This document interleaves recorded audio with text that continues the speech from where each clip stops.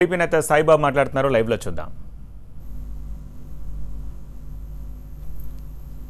ప్రతి ఒక్క కూడా ఆయన మీద ఉన్న కేసులు ఏ సంవత్సరంలో నమోదైనవి, ఎందుకోసం నమోదైనవి, ఆ రోజున పత్రికల్లో వచ్చిన వార్తలతో సహా మీరు ప్రజలకు వివరించాలి.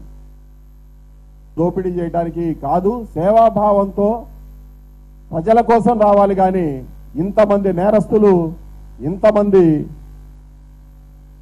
ఏవనాలో కూడా మనకు అర్థం కాని పదం ఉపయోగించలేకపోతున్నాం. వీళ్ళందరూ కూడా ప్రజాస్వామ్యంలో పార్లమెంట్ అభ్యర్థులుగా పోటీ చేయటం అనేది, అందులో శ్రీకాకుళం నుంచి మనం మొత్తం కోస్టల్ డిస్ట్రిక్ట్స్ మొత్తం తీసుకున్నా కానీ ఎక్కడైనా కానీ ఇదే విధమైన చరిత్ర గల వాళ్ళు వస్తున్నారు మీ పార్టీలో. దయచేసి మీరందరూ మీ వాస్తవాలను ప్రజలకు తెలియపరచండి. మీరు ఇవ్వాల్సిన 1250 కోట్ల రూపాయల డిపాజిట్లు వెనక్కి ఇవ్వండి, మీరు ఆక్యుపై చేసిన ఇవ్వండి. డౌరీ హెరాస్మెంట్ల కింద మీ సొంత కుటుంబ సభ్యులను వేధించిన వాళ్ళు కూడా వాళ్ళకి న్యాయం చేయండి. ఆ తర్వాతే మీరు ప్రజల ముందుకెళ్ళి ఓటు అడిగే అవకాశం ఉంటుంది.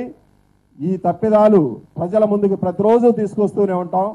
మీ నేరాలు ఘోరాలు మొత్తం కూడా ప్రజలకు తెలియజేయాల్సిందిగా మిగతా సభ్య సమాజాన్ని మొత్తం కూడా కోరుకుంటూ థ్యాంక్ యూ.